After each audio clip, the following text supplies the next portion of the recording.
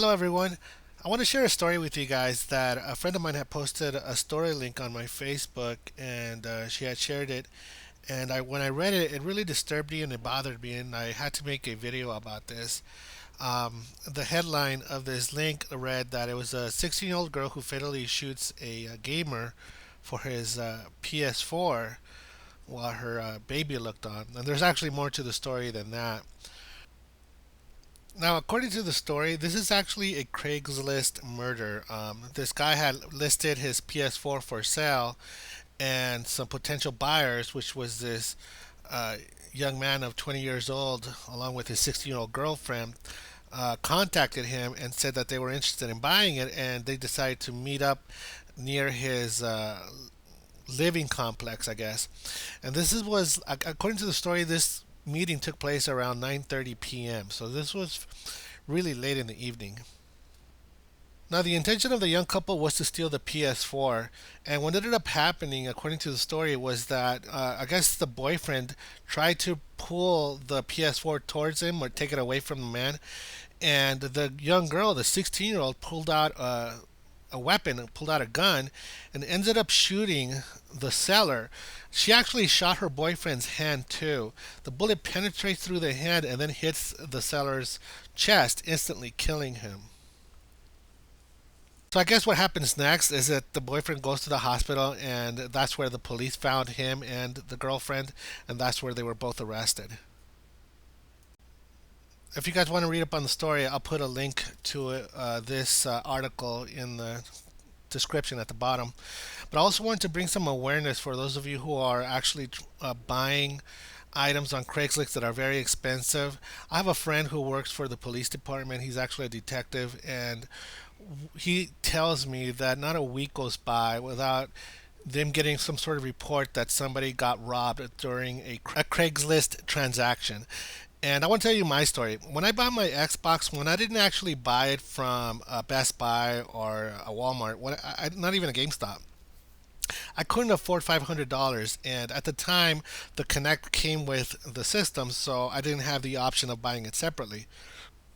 And so I was looking through Craigslist ads, and I found this ad that was being sold not by an individual but by a store.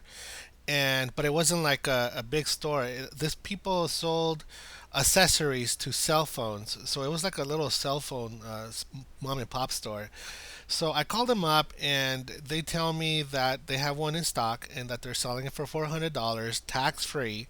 And I thought, wow, that's saving me $150, right? So I wanted to go look at it. So I called up a friend of mine, and I didn't want to go by myself. He already owned the Xbox One, and I wanted him to kind of look over the box itself and tell me if it was really an authentic thing. I didn't want to buy, sort of like a cheap knockoff or a fake. So he looked it over and he gave me the okay. He says, yeah, it's actually the real thing, man. It's even got the Xbox seal on the cover, So I was pretty impressed, and I was like, okay, fine, I'll get it. But I didn't have the money with me at the time, so I told the person behind the counter that I'll be back the following day, and I'll pick it up. So the following day, my friend couldn't go with me, and I remember I was kind of feeling sick too. But I decided to go anyways. I went to the ATM, I withdrew the $400, and I went to the this area. Now, one thing I forgot to mention to you guys is that this store was located in a real bad side of town. I mean, this place was really ghetto, and it was so ghetto, in fact, that there was dealers outside of the cell phone store, and they sold bootleg knockoffs of almost everything from colognes to even movies that were still in theater. They had bootlegs of those already there. But anyways, there was also a large crowd outside of the cell phone store. And I remember when I bought the system, the guy didn't even give me a receipt. The only guarantee that he told me that if there was anything wrong with the system, he actually wrote it down on his business card. He signed it, and he says if there's anything wrong with the system, just bring it back, give me the business card, and I'll trade you for another one. That was my guarantee. I didn't really have much of a peace of mind there, But at the same time, I couldn't afford, or I didn't want to pay almost $550 for the Xbox One, and $400 just seemed like a good deal. And so he didn't even give me a bag. He didn't give me something to cover it. So when I walked out into this large group of people, they could see what I had in my hands. And the first thing that one of these man who was actually parked right next to my car, he sees my Xbox One. He says, "Hey, I got games for that thing. You want to buy any games for me?" Now, I don't know if bootleg games actually work on the Xbox One, but I told them no, no thanks. I don't want to buy it. But I have to tell you guys that I was actually a little nervous walking from the cell phone place to my car because there was a lot of people staring at me walking out with that Xbox One, and I was by myself. I didn't have my friend with me, and I thought to myself after I got in the car and I came home, I was like, wow, that was pretty stupid. I couldn't believe that I shouldn't have done that. I should have brought somebody with me for in case of anything. And that's basically what I want to tell you guys. I want to tell you guys that if you guys are going to make purchases, expensive purchases, especially in through Craigslist ads, make sure you meet up in a public area. Make sure that you have somebody with you too. Have an adult with you because I know there's a lot of young people who love to answer ads through Craigslist. In fact, I remember when I sold my Battlefield 3 for the Xbox 360. I listed it up on Craigslist, and I got this person texting me who was interested in buying it. And when I finally met up, this person gave me his address. When I finally met up with them, it turned out to be like this 6 year old kid who wanted to buy Battlefield 3 from me. And he comes out of his house with his little brother. Now, keep in mind, the guy who's buying it from me is this little 6 year old kid. So his little brother comes up to me, and I'm a big guy, but he had no fear. He just comes up to me and he just hands me. I had sold him the copy for like $10, but he had handed me like a $5 bill with a whole bunch of nickels, dimes, and pennies, and I was like, wow, this is. Yeah, it's kind of cute, but at the same time, I'm like, wow, man, this is not how you do this, man. And he was lucky enough that he got a person like me to sell him uh, this game. First of all, I probably shouldn't have sold it to him because it's a violent game. But second, um, at least he was safe. I'm not a violent person. I'm not even a scary person, you know. But here was this kid willing to make a transaction without his parents just to buy a game. So you guys look at the story. What's going on here? Let me tell you more because there's actually more to this story that I read in this article.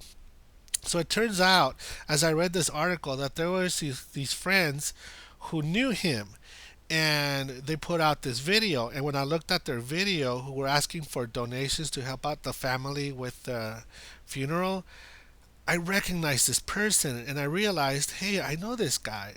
I met this person a few years back. Now, I didn't know the victim, but I knew his friend. At least I met his friend a few years ago when I went to this MLG event. It was me and my girlfriend, and we had hooked up with some of the gamers that we had met online. We've been playing with these people through, I think, Modern Warfare 1 actually was the Call of Duty game of the time. And we were all playing that game, and it was a large group of us. We were all part of the same clan, and we decided to meet up at this MLG event. And this guy, he was there. He was part of my group. And we went out, we had dinner, and we all hung out. We had a really good time. It was one of my favorite memories of actually meeting some other gamers. It's funny because when you play with people online, when you become friends online, you sometimes, eventually, you come to the point where you want to meet them. And that's what's happened with me. I met some of my, what I consider now brothers and sisters, and you really make lifelong friends, and that's what these people have become to me. So when I read this story and I found out that I actually knew the victim's friend, it just shows how small the world is and how we are, as gamers, are really connected to a very large group, a huge group out there that we may never meet, but in some weird way we know somebody who knows that person. And you know what? I feel bad for the victim. Anyway, I think this is a sad story that I think we can all relate to, losing people we care about. So, my prayers go out to his family and friends. And I would hate to ever be in the position where somebody that close to me, because I've lost friends too, but to also lose friends who are online, they're just as important as my friends who I know in person. It's just a sad tragedy. And anyways, if you guys want to make a donation and help out the family, I put a link to their page. And yeah, my name is Rox, and you guys take care of yourselves, man.